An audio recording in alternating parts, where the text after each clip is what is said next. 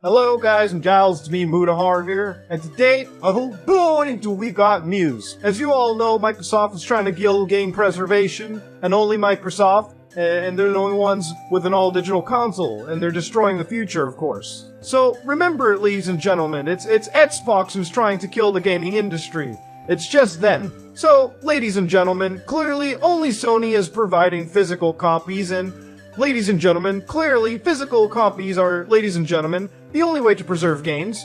So, ladies and gentlemen, buy a PS5 if you really care about video game preservation like I do. I'm confused. I don't understand. Aren't consoles supposed to get cheaper as the generation progresses? Isn't it around this time we're supposed to see significant price drops for current gen hardware? Isn't this common practice? I mean, at least it was when I was growing up. I don't know what's going on with consoles, but when the PC components out there are dropping faster in price than consoles, then something is clearly wrong. Well, maybe the problem is me. Maybe I'm not noticing the significant gains that come with these new consoles. But you see, that's what I thought the next-gen tax was for. I thought next-gen iterations of games getting a $10 price hike was supposed to solve all of these problems, but instead, it would seem Sony is once again unloading all of the cost on the consumer. And you know what's the best part is, it'd be one thing if this was Sony during one of the best years of their console's life, but it's not. This is Sony at their most mid ever. And yet they want to charge you like their console is a goddamn premium package, when in reality, I don't think the PS5 is even stacking up to the PS3. Sony legit thinks they have a right to charge you more based off their brand name alone, further cementing them as the Apple of console gaming. With each revision comes a price hike for no apparent reason, other than, fuck you, we're Sony, you're gonna pay no matter what. Our brand name carries us more than our current game library. If you want to be the cool new kid with the new PS5 on the block, pay us $50 more than everyone else paid 2 years ago. You know, a lot of people ask why. Why treat the customer this way? Why? Because fuck them, that's why. So, per PlayStation tradition, the latest PlayStation Slim model was just unveiled. You know, personally, I think it's a good thing Sony has multiple iterations of their consoles every generation. Finding ways to make their consoles smaller, more efficient, cost-effective has always been a good thing. I mean, just look at the size of the PS5. It's almost big enough to hide all my drugs in. Almost. But if you're a single guy trying to get laid, the gigantic PS5 sticking out is the last thing you want females to see. So it's great news to hear that the new PS5 has been reduced in volume by more than 30% and weight by 18% and 24% compared to previous models. I mean, you're still not gonna get laid if someone sees that thing, but it's going to be a lot easier to hide for some of you. But hey, if you don't live in shame having to look at this ugly ass console every single day, then perhaps the increase to the internal storage will sway you, because now it's a whopping 1 terabyte. So great, instead of being able to just fit 5 games on your PS5, you can now fit 7. This'll come in handy when The Last of Us 2 Remastered comes out. The perfect upgrade for all of those future remasters and remakes coming your way. Well, then again, seeing as how The Last of Us Factions isn't coming out, maybe this is an upgrade you can afford to skip because you're not gonna need the extra room, seeing as how there's basically no games to share it with. But hey, if you actually want to impress your friends, if you actually want to get them girls wet, you can't be showing off your brand new PS5 without its fancy ass vertical kickstand. What are you thinking? That's gonna cost you $30. I'm tapped out. That's right, cough it up. $30 just so your brand new PS5 doesn't fall over. Because, being able to stand your console up isn't something that comes with it out of the box. You gotta buy that separately. Being able to just stand up your console is now a paid feature. Amazing! They're no longer just charging you for hardware components anymore. Now they're charging you for basic physics. I mean, say what you guys want about the Xbox Series X. At least you can stand up the thing out of the box. I mean, hell, you could do that with the launch PS5. That thing came with its vertical stand out of the box. But now Sony has the audacity to start charging you for such a basic ass component?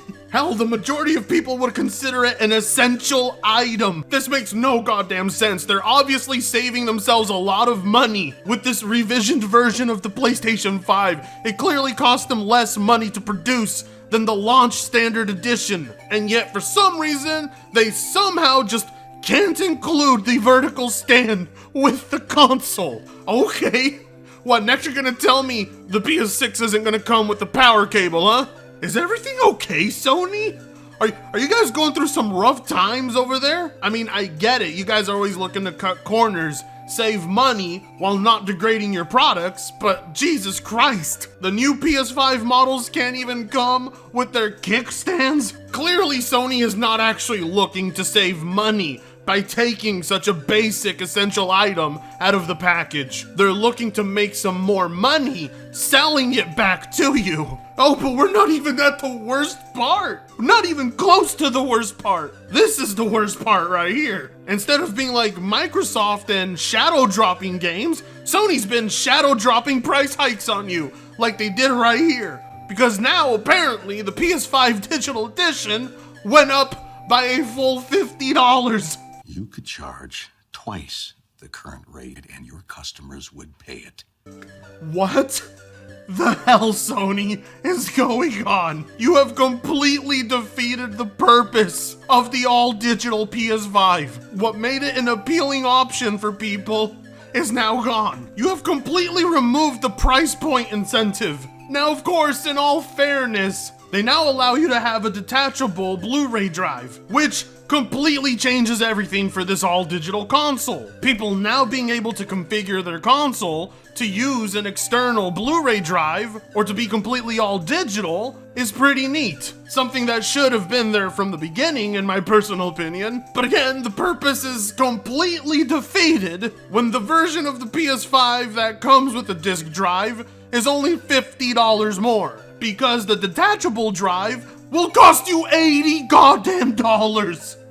$80, which means in the long run, it'll actually cost you more money to buy the PS5 digital versus getting the standard model built in with a disc drive. It just doesn't make any goddamn sense. Sony clearly wants to push for an all-digital future just like Xbox. They wouldn't be putting out an all-digital console and giving you the option to remove the disc drive if that wasn't the case, but yet they also want to punish you and make it more inconvenient for you to go with that option, which doesn't make any sense. Why is the all-digital console the more expensive option in the long run? And why did they stealth drop a price hike on it? The all-digital PS5 shouldn't be going up by $50. As a matter of fact, it should be going down by $50. The thing should have been $350 by now. But instead, apparently, if you get the all-digital console, it's gonna cost you $50 more now than it did at the launch of the damn thing. It's gonna be $80 more if you wanna have a disc drive for it. Oh yeah, and $30 more if you want to stand it up. PlayStation are literally the Apple of gaming consoles, and you can't deny it.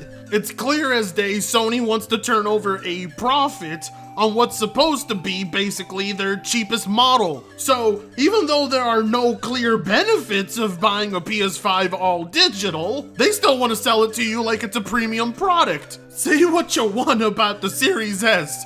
You can call it a bottleneck or whatever you want, but at least Microsoft is selling that thing for what it is, an all-digital console. Yes, you can't add an external Blu-ray drive, but at the very least it's priced like an actual all-digital console. I mean, if we're going to call out Microsoft for fairly pricing an all-digital console, then what should we be doing about Sony charging $450 for an all-digital console, and then making it so upgrading that all-digital console is more expensive to you? Sony clearly wants to make all-digital gaming just as expensive, if not more expensive, than physical gaming. Because they know the future is all-digital, but that doesn't mean they're willing to make all-digital a cheaper option. What we're possibly seeing here is what the PS6 will be in the future. A console that does not come with a disc drive out of the box, but has the ability to expand on it, which will inevitably help Sony save a ton of money on mass production, while also not completely leaving behind consumers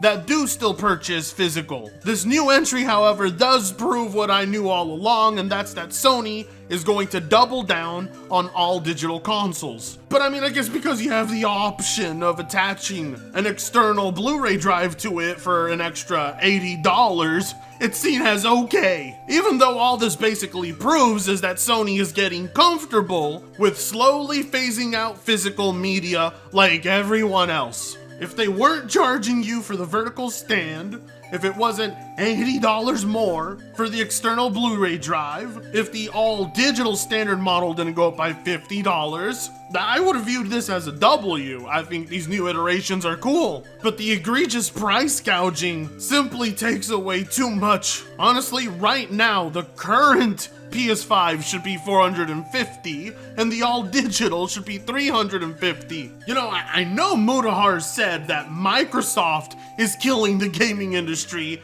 by making an all-digital console, but now we're seeing Sony double down on the idea of an all-digital console, and for some reason looking to make it the more expensive option too. Honestly, PlayStation is not making 2023 any better for themselves. This is definitely not the banger announcement they think it is, much like most of the year has been for them. Very questionable leadership at Sony Interactive Entertainment. Spider-Man better smack harder than Baldur's Gate, or it's gonna be an underwhelming year. Why am I saying that like it hasn't been already for them? Anyways, consider liking, commenting, sharing, and subscribing if you so choose to. With that being said, I'm gonna go puke out the idea of charging people $30 to stand your console up. Oh my god.